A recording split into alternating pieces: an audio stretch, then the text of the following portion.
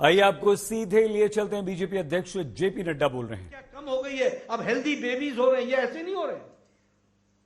उनको हर तरीके की ट्रैकिंग करते हुए, ये वाला इस महीने में इंजेक्शन लगा कि नहीं लगा, आशा वर्कर जाती है उसको फीड करती है, फीड करके वो फीड हमारे तक पहुंचता है, यहां से ट्रैकिंग की जाती है, तब जाकर के, और फिर उसके बाद इंस्टीट्यूशनल डिलीवरी, मुफ्त में एम्बुलेंस भेज करके महिला को लाना, डिलीवरी करना, डिलीवरी नॉर्मल हो या सिजेरियन हो वो भी कराना, और वापस घर छोड़ने तक की व्यवस्था, और फिर आर्थिक रूप की सहायता भी दे करके उस महिला की डिलीवरी सुनिश्चित करना। यह भारत सरकार ने शुरू किया, इसको हमको समझना।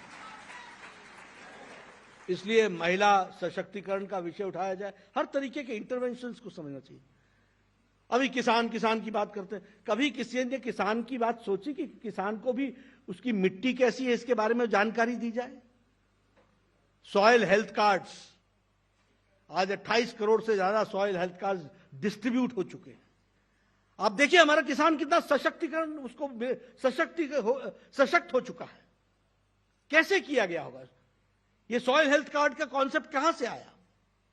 ये यूरिया के लिए झगड़ा चला करता था, क्योंकि यूरिया ब्लैक होता था, आता किसानों के नाम पर था, जाता ब्लैक में था, इंडस्ट्रीज को लाठी चार्ज होता था, किसान बेचारा मुसीबत में रहता था। मोदी जी के एक इंटरवेंशन से, एक सूझ से, नीम कोटेड यूरिया, अब वो यूरिया और किसी काम आ ही नहीं सकता, वो सिर्फ खेत में ही लगेगा। ये नीम कोटेड यूरिया करके उन्होंने देश को परिवर्तन किया। उसी तरीके से अगर हम देखें कि हमारा देश इन्वेस्टमेंट का सेंटर बने, आज देखिए कोविड काल में सारे देश की इकोनॉमी लड़खड़ा गई, हमारी स्टेबल रही, हमारी इन्वेस्टमेंट्स बढ़ी, हमारा एक्सपोर्ट बढ़ गया। ये कैसे हुआ? ईज ऑफ डूइंग बिजनेस, व्यवस्था करनी पड़ती है, माहौल बनाना पड़ता है, माहौल बना करके उसको खड़ा किया जाता है। उस माहौल को पहले उन्होंने गुजरात में बनाया और अब देश में उन्होंने बनाया है। इसको हम सब लोगों को ध्यान में रखना चाहिए और इसको हमको ध्यान में रख करके इस बात, मुझे लगता है कि ये पुस्तक इन सारी बारीकियों को समझने के लिए ये बहुत बड़ा सर्विस कर रही है, क्योंकि उन्होंने जो कला, जो उनके पास जीवन में उन्होंने सीखा, वो उन्होंने अपने में समेट के नहीं रख लिया है। मोदी जी चाहते हैं कि दुनिया जाने, मोदी जी चाहते हैं कि इसका उपयोग हो और हर व्यक्ति इसी तरीके से सशक्त हो और ताकत के साथ आगे बढ़े, यह जरूर उनकी इच्छा रही। और इसीलिए इस पुस्तक का हमको सदुपयोग करने की जरूरत है। अगर हम बात करें कि पॉलिसीज की, तो आप देखिए जीवन ज्योति बीमा योजना से लेकर के ईपीएफओ तक हर तरीके से डिजिटलाइज करते हुए लोगों को स्टैब्लिश करना, ये एक बहुत बड़ी खास बात रही है हमारे प्रोग्राम्स की।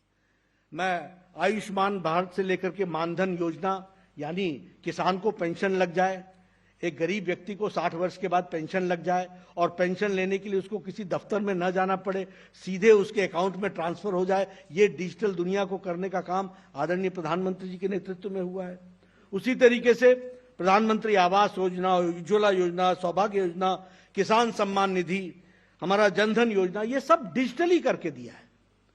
अभी मुझे शायद डेट ठीक याद है कि नहीं, 31 मई था शायद, जब 11वीं किश्त, 11th किश्त किसान सम्मान निधि की 2-2 हजार रुपए वाली, जो उसकी 11वीं किश्त प्रधानमंत्री मोदी जी ने शिमला के रिज मैदान से एक बटन दबा करके उसको 11वीं किश्त को रिलीज किया, एक बटन दबा के। और आपको मालूम है 11 करोड़ किसानों को 15 मिनट के अंदर, विद इन 15 मिनट्स 27,000 करोड़ रुपए उनके खातों में पहुंच गए। ये भारत है, विद इन 15 मिनट्स। आपने देखा होगा उस दिन वो स्क्रॉल चल रहा था, कितनी तेजी से कितने लोगों के खातों में ये बैंक का पैसा पहुंच गया। ये डिजिटल वर्ल्ड को इस तरीके से देखने का प्रयास किया गया।